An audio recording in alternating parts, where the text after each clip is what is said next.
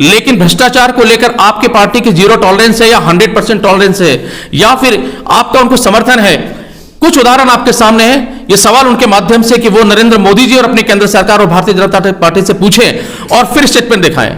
देखिए, पहला नाम है नारायण राणे। आप बहुत अच्छी तरह जानते हैं 300 करोड़ के मनी लॉन्ड्रिंग के केस पर आरोपित हैं। भारतीय जनता पार्टी में आए, दूध के धुले हो गए। वो केस है कहां पर? शुभेंदु अधिकारी इस वक्त नारदा स्कैम के आरोपित हैं। कोलकाता में विधायक हैं, भारतीय जनता पार्टी के साथ अटैच हैं। उस स्कैम का हुआ क्या? कहां है ईडी, कहां है सीबीआई? वो सीबीआई मनीष जी के लिए जिनका एक बरामद नहीं हुआ। उसके बाद हेमंत बिस्वा शर्मा, ये सीएम असम के। भारतीय जनता पार्टी जब ये कांग्रेस में थे तब सड़कों पर निकलकर इनके खिलाफ आंदोलन करती थी। आज वो इनके मुख्यमंत्री के रूप में सुशोभित हैं। कहां है ईडी और कहां है सीबीआई? क्यों नहीं उनकी जांच करती? क्यों नहीं उनके घरों पर जाकर छापे मारती? यशवंत यादव और एमएलए यामिनी यादव, आपको अच्छी तरह मालूम है कि ये फेमा का उल्लंघन इन्होंने किया है, इनके ऊपर रेड हुई। आज वो इनकी भारतीय जनता पार्टी के सहयोगी शिंदे शिवसेना में है। कहां है ईडी और शिवसेना? कहां है? क्यों नहीं इनकी जांच हो रही है? प्रताप सरनाइक अब ये शिंदे सरकार में विधायक बनकर वहां पे शोभा बढ़ा रहे हैं। इन पर ईडी की रेड हो चुकी है। ईडी का मुंह इनकी तरफ नहीं घूमता। बीएस येदियुरप्पा, आपको बहुत अच्छी तरह नाम पता है। आज 1 दिन 2 दिन पहले नरेंद्र मोदी जी ने उन्हें सम्मानित किया है।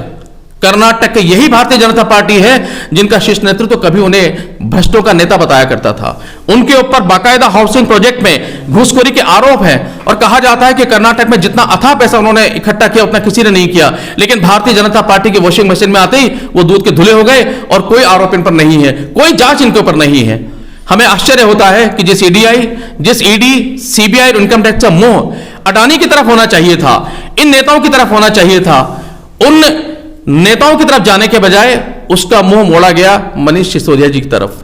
और यह षड्यंत्र इसलिए है क्योंकि दिल्ली में जो शिक्षा का मॉडल बनाया गया, दिल्ली में जो लाखों बच्चे गवर्नमेंट के जो स्कूलों में आए हैं प्राइवेट स्कूल को छोड़ करके, जो एक गरीब के बच्चों को जो शिक्षा मॉडल वहां पे मिल रही है, एक अंतर्राष्ट्रीय स्तर की शिक्षा जो मिल रही है, वो भारतीय जनता पार्टी को पच नहीं रही है। वो शिक्षा का मॉडल दे नहीं सकते, शिक्षा को अच्छी तरह ला नहीं सकते। उनकी कोशिश ये है कि चूंकि हम कर नहीं सकते तो जिसने किया है उसको खत्म कर दिया जाए। आपके माध्यम से मित्रों, मैं एक बार पुनः राज्यवर्धन सिंह राठौर कि जब कोर्ट में सीबीआई वहां पर गई तो उसके बाद अच्छी तरह पता है कि उन्होंने जज को बदलने तक की वहां पर प्ले लगाई, क्योंकि उन्होंने ये सवाल उठाया था कि इतने महीने हो गए आप चार्जशीट पेश क्यों नहीं कर रहे हैं, क्यों नहीं सारे सबूत पेश कर रहे हैं। देखिए, एक बार जब सीबीआई के अंदर आप चले जाते हैं तो सीबीआई के पास इतने साधन और साध्य हैं कि एक के बाद वो इस तरह की कृत्य कर सकती हैं कि अगर वो चाहे तो एक साल बाहर नहीं निकलेंगे।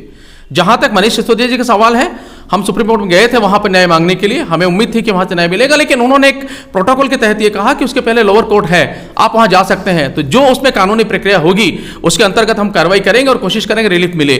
और चूंकि दिल्ली में मनीष सिसोदिया जी के पास में 18 विभाग थे, मैक्सिमम विभाग उनके पास थे, तो यह बहुत आवश्यक हो जाता है कि दिल्ली की जनता को भारतीय जनता पार्टी चाहती है कि दिल्ली की जनता परेशान हो और उसके सामने इमेज हमारी उतरे कि देखिए आम आदमी पार्टी अब काम नहीं कर सकती है क्योंकि हम उन्हें परेशान कर रहे हैं। हम उनकी चाल को समझ गए थे, इसीलिए मनीष सिसोदिया जी ने इस्तीफा दिया और अब उनका जो चार्ज है वो हमारे जो अन्य काबिल विधायक हैं वो मंत्री बनकर संभालेंगे और दिल्ली की जनता का शासन उसी तरीके से चलेगा। दिल्ली की जनता को इसी तरह सुविधाएं मिलेगी जिस तरीके से हम देते रहे हैं। इन सारे कारणों की वजह से कम दिल्ली की जनता सफर ना हो, हमारा पहला दायित्व यह है और हम उसी दिशा में आगे बढ़ रहे हैं। इस साल चुनाव भी है राजस्थान समेत, तो मनीष सिसोदिया सत्येंद्र जैन जब दोनों जेल में हैं, तो ऐसी स्थिति में पार्टी पर कितना इंपैक्ट होगा इसका? देखिए, मैंने कहा ना, यह पार्टी आंदोलन से निकली पार्टी है।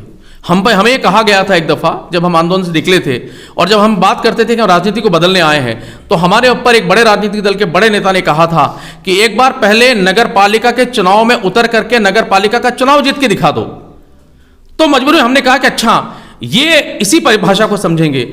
और हमारा एक हमने कहा ना, हमारे साथ युवा है, हम सड़क पर उतरकर आंदोलन से निकले आम जन है, हमारे पास कोई बड़े बड़े नेता नहीं है, हम तो वहीं से निकले हैं, जनता के प्यार आशीर्वाद से हम आगे निकले हैं।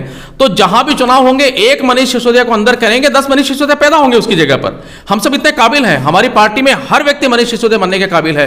तो ये जब कुछ हुआ है उसके बाद अंदर जो हमारे आग जल रही है सीने में, उसके बाद हर कार्यकर्ता कर रहा है कि एक अगर मनीष सिसोदिया अंदर गए तो कोई बात नहीं, जितने चुनाव होंगे हम सब मनीष सिसोदिया बनके, अरविंद केजरीवाल बनके, संजय सिंह बनके, पार्टी का जो शीर्ष नेतृत्व वो बनकर के हम चुनाव में उतरेंगे और इन्हें बताएंगे कि आप चाहे कितना दबा लें, चाहे कितना कुचल लें, लेकिन आम आदमी पार्टी जन जन की पार्टी है, जनता की पार्टी है। अब ना वो रुकने वाली है, ना थकने वाली है और ना ही वो ढकने वाली है। आपने कहा सीबीआई के पास इतने साधन संसाधन है कि एक बार कोई जो आता है तो साल भर भी बाहर नहीं आता, जैसे सत्येंद्र नहीं वो देखिए, हाँ जी जी, सत्येंद्र जैन इतने समय से उलझे हुए हैं, तो ये माना गया साल भर पहले मनोज सिसोदिया नहीं, मैंने एक देखिए, मेरा कहने का ये है, अगर सीबीआई चाहे तो, मैंने तो शब्द लगाया है, सीबीआई के पास इतने सारे कानूनी दावपेच हैं कि अगर वो ठान ले, क्योंकि सब चीजें कहीं न कहीं उनके हाथ में है, तो अगर वो ठान ले तो वो एक एक करके इतने दाव पे चलेगी कि वो चाहे तो उसको बाहर नहीं आने दे। मैंने ये कहा, इस केस में वो क्या करेंगे क्या नहीं करेंगे, हमें भारत की न्याय प्रणाली पे पूर्ण विश्वास है।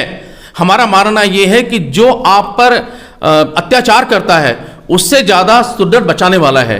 हमारा मानना है कि इस केस में हमें न्याय मिलेगा, मनीष जी के केस में भी और जैन जी के केस में भी, और उस न्याय को हम स्वीकार करेंगे और जनता उसको देखेगी। नाम हमने बताए हैं, नारायण राणे, सुवेंदु अधिकारी, हेमंत विश्व शर्मा, यशवंत जाधव और एमएलए यामिनी जाधव, प्रताप सरनाइक, बीएस येदियुरप्पा, जरा एक बार उनकी भी बात कर लें और उनके बताएं कि ईडी और सीबीआई क्या कर रही है।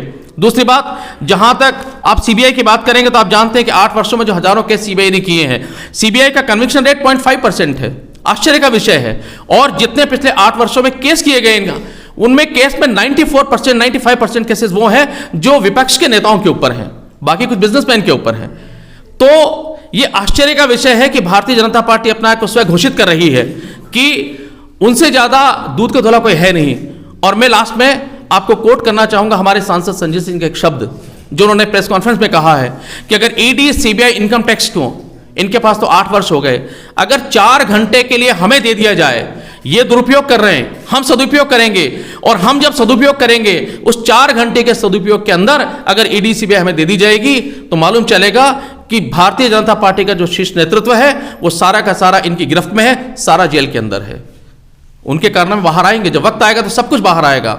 इसलिए भारतीय जनता पार्टी के जो प्रदेश के लीडर हैं उनका डर आम आदमी पार्टी के प्रति हम समझते हैं। आज उन्हें मौका मिला नंबर बढ़ाने का, तो महात्मा गांधी का नाम लेकर हम पर अटैक कर रहे हैं, लेकिन हमारा उनसे फिर कहना है कि राज्य के शासन और विकास के लिए प्रधानमंत्री जी के दरवाजे तक अगर जाने की हिम्मत रख सकते हैं तो वहां जाइए, वहां जाकर आंदोलन कीजिए, अपनी आवाज उठाइए। भारतीय जनता पार्टी या कांग्रेस के अंदर अगर हमारा डर है, राजस्थान में हमारे जिस तरीके से लोगों में उत्साह हमारे प्रति बढ़ रहा है, जिस तरीके से हम सड़कों पर उतर रहे हैं, लोग हमारे साथ जुड़ रहे हैं, अगर वो डर आपके अंदर है और वो डर आपके बयानों से झलकता है तो आपके बयानों से डर कम होने वाला नहीं है। आम आदमी पूरी ताकत से, केंद्र सरकार हो, राज्य सरकार हो, भारतीय जनता पार्टी हो, लड़ेगी, सड़कों पर उतरेगी, न्याय के लिए उतरेगी। और मनीष सिसोदिया जी के जहां तक सवाल है, यकीन मान के चलिएगा, कहा जाता है कि सच परास्त कभी होता नहीं, सर परेशान हो सकता है, परास्त कभी होता नहीं। इस केस में सच परास्त नहीं होगा, सच सामने आएगा और एक दिन सब बाइज्जत बाहर निकलेंगे और फिर हमारे जो जनता है उसके शासन के लिए आप सबके सामने होंगे। बहुत बहुत धन्यवाद।